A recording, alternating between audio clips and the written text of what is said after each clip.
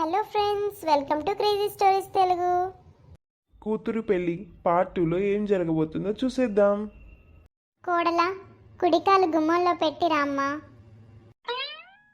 చూడమ్మా, ఈ ఇంటికి నువ్వు ఒక్కదానివే కోడలివి. ఏ తోటి కోడలి పోరు నీకు లేదు కాబట్టి ఇంటిని బాగా చక్కదిద్దుకో. అలాగే అత్తయ్య. మా ఇంటి గౌరవాన్ని, పరువు మర్యాదల్ని నీ చేతిలో పెడుతున్నాము. వాటికి భంగం కలగకుండా కాపాడాలి. అలాగే మామయ్య. మీలాంటి మంచి కుటుంబానికి కోడలిగా రావడం నిజంగా నా అదృష్టం. ఏంటమ్మా నాన్న, మీరేదో తనకి బాధ్యతలు అప్పచెప్పి ఎటో వెళ్ళిపోతున్నట్లు వచ్చి రాగానే ఎందుకు అలా మాట్లాడుతున్నారు? చెప్పాలిరా, ఇవన్నీ నీకు తెలీదులే. పర్వాలేదులేండి, నేను తెలుసుకోవాల్సిన విషయాలే కదా అత్తయ్య గారు చెప్తున్నారు. కరెక్టే, కానీ వచ్చి రాగానే ఎందుకంటున్నాను అంతే. అత్తయ్య, మామయ్య, మీ పరువు పోయే పని ఎప్పటికీ చేయను. నా మూలంగా ఈ ఇంటి పరువు పెరగడానికే ప్రయత్నిస్తానే తప్ప తగ్గించడానికి మాత్రం నేను ఎట్టి పరిస్థితుల్లోనూ కారణం కాను. ఒక బాధ్యత గల కోడలిగా నడుచుకుంటాను. ఆ మాట అన్నావు చాలమ్మా.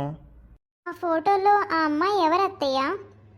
అది నా ఒక్కగానొక్క కూతురమ్మా, పేరు శాంతి. మరి మా ఆడపడుచు పెళ్లి చూపుల్లో కానీ పెళ్లిలో కానీ ఎక్కడా కనిపించలేదు. దానికో చిన్న కథ ఉందిలే. మీరేమనుకోనంటే అదేమిటో తెలుసుకోవచ్చా? ఎందుకంటే మీ తర్వాత నా ఆడపడుచుని తన పుట్టింటికి అంటే నా అత్తింటికి ఆహ్వానించేది నేనే కదా. అదేం లేదమ్మా, ఆస్తిలో వాటా కావాలని అడిగింది.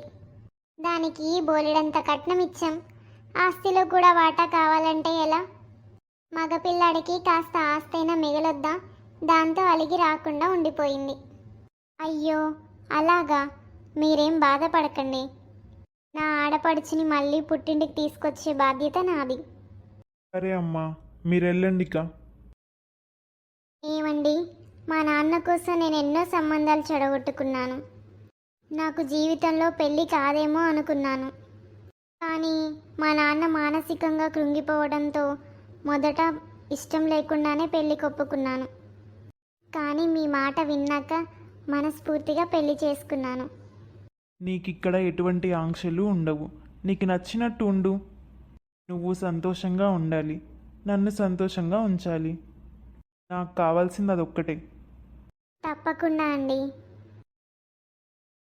ఏంటి పురుషోత్తం, చాలా ఆనందంగా కనిపిస్తున్నావు. నా కూతురికి పెళ్ళైపోయింది. నా కూతుర్ని ఒక అయ్య చేతిలో పెట్టాను. దానికంటే ఇంకా సంతోషం ఏముంటుంది? అవునులే, ఒక తండ్రిగా అంతకంటే సంతోషం ఏముంది? సరే, ఇంటికి వెళ్ళాలిగా. అమ్మా శారద, కాస్త మంచినీళ్ళు తీసుకురా. శారదా. ఏంటి రాజయ్య, నువ్వింకా నీ కూతురు పుట్టింట్లోనే ఉందన్న ఆలాపనలో ఉన్నావు? అవును కదా, నా బంగారు తల్లికి పెళ్ళైందన్న విషయం నాకు ఇంకా భ్రమలాగే అనిపిస్తుంది మంగమ్మ.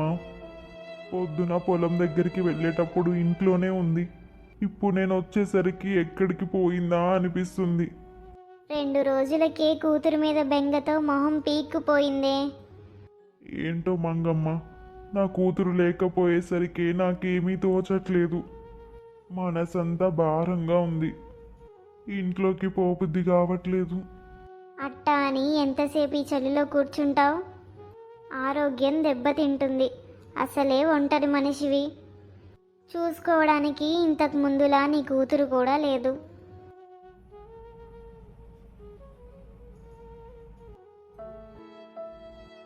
తల్లి, నువ్వు లేకపోయేసరికి ఇల్లే బోసిపోయింది. గలగల మాట్లాడుతూ ఇల్లంతా అల్లరల్లరిగా తిరిగేదానివి. ఇంట్లో ఎక్కడ చూసినా నీ జ్ఞాపకాలే గుర్తొస్తున్నాయి. ఇన్నాళ్ళు మీ అమ్మ లేకపోయినా నిన్ను చూస్తూ బ్రతికేశాను. ఇప్పుడు ఒక్కసారిగా ఎవ్వరూ లేని ఒంటరిననే అనుభూతి కలుగుతుంది. నా మనసంతా భారంగా ఉందమ్మా. బతుకు మీద నిరాశ వచ్చేస్తుంది.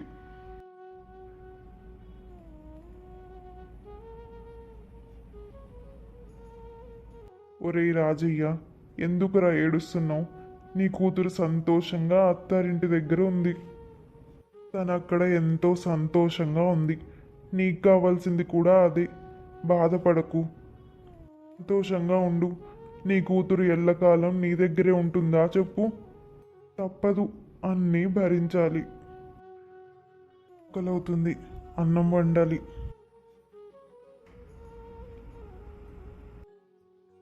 అమ్మ శారదా, శారదా.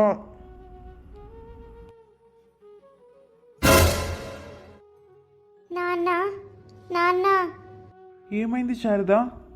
ఎందుకలా ఉలిక్కిపడి లేచావు? మా నాన్న పిలిచినట్టు అనిపించిందండి.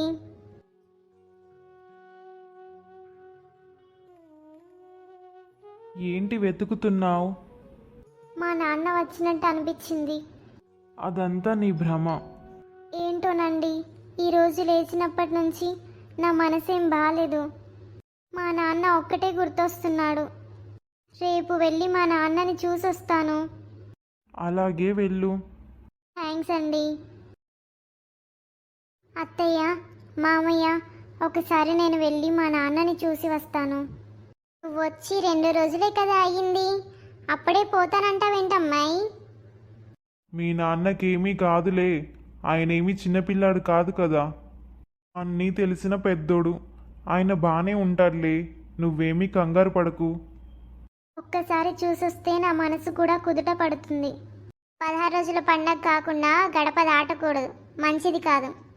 ఏం కాదులే అమ్మా, వెళ్ళనివ్వు. తను రాత్రంతా సరిగా నిద్రపోలేదు. వాళ్ళ నాన్ననే కలవరిస్తుంది. రేయ్, చెప్పినప్పుడు కాస్త పెద్దవాళ్ళ మాట వినండి. అలా కాదు మా ఇష్టం వచ్చినట్టు ఉంటామంటే నువ్వు నీ పెళ్ళం మీ ఇష్టం వచ్చినట్టు ఉండండి. ఇప్పుడు నేనేమన్నానని అంత కోపం?